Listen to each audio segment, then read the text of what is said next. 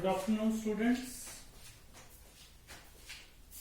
आज हम साइंस में नेक्स्ट टॉपिक अपना डिस्कस करेंगे और वो टॉपिक है हमारे पास सेकंड लॉ ऑफ मोशन का।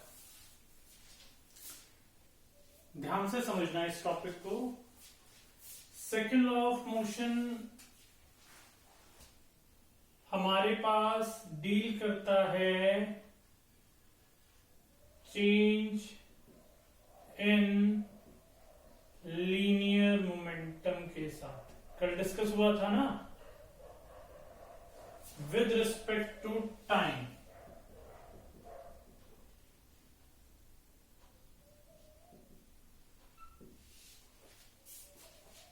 सेकेंड लॉ कहता है जो चेंज इन लीनियर मोमेंटम होगा विद रिस्पेक्ट टू टाइम, ये it is directly proportional to force. समझेंगे अभी, एक बार सुनना एक बार।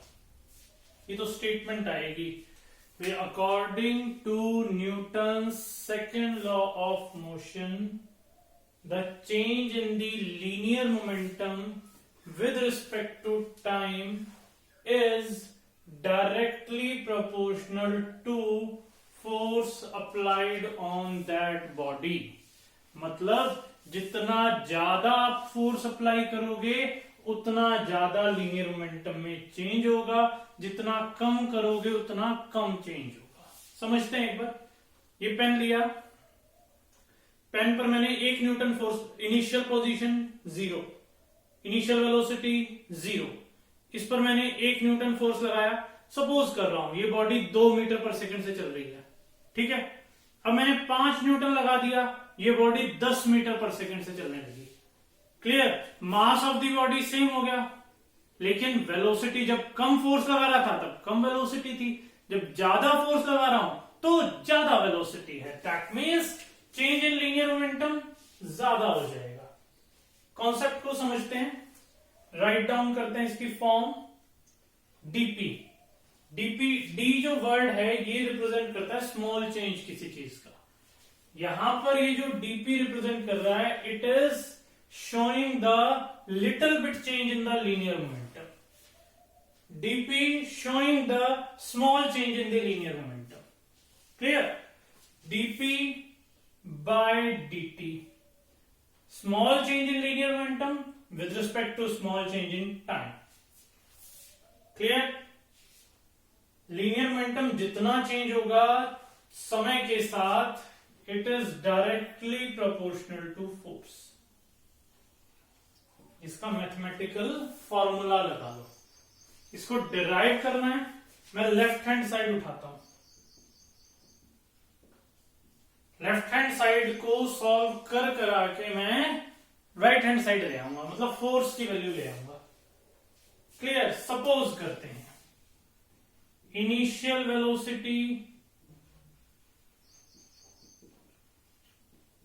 u ले लेते हैं, फाइनल वेलोसिटी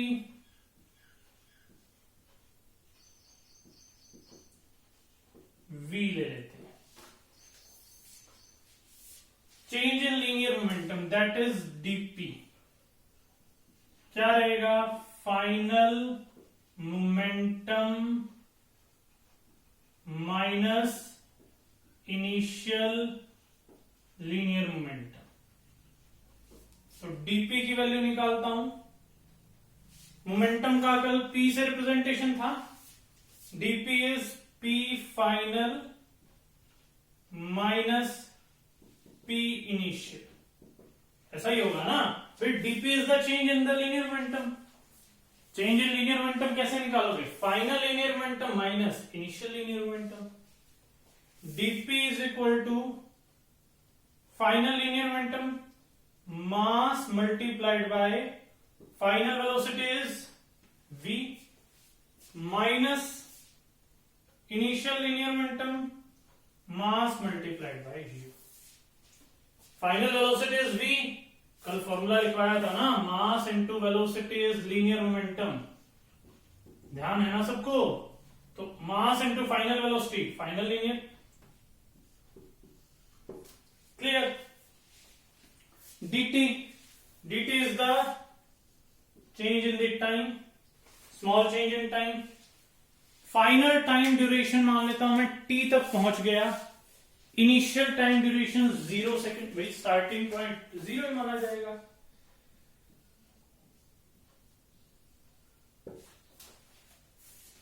क्लियर है? पुट करते हैं dp by dt, p final mv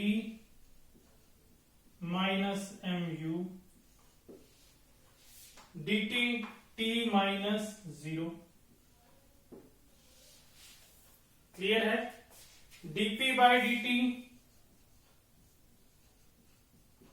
m common, v minus u by time t, v minus u by t equation of motions में हमने करा हुआ है, किसके बराबर होता है? एक्सेलरेशन के। मास इनटू एक्सेलरेशन क्या फॉर्मूला लिखवाया था? फोर्स। नोट डाउन करेंगे इसको। ये था Newton second law of motion का डेरिवेशन।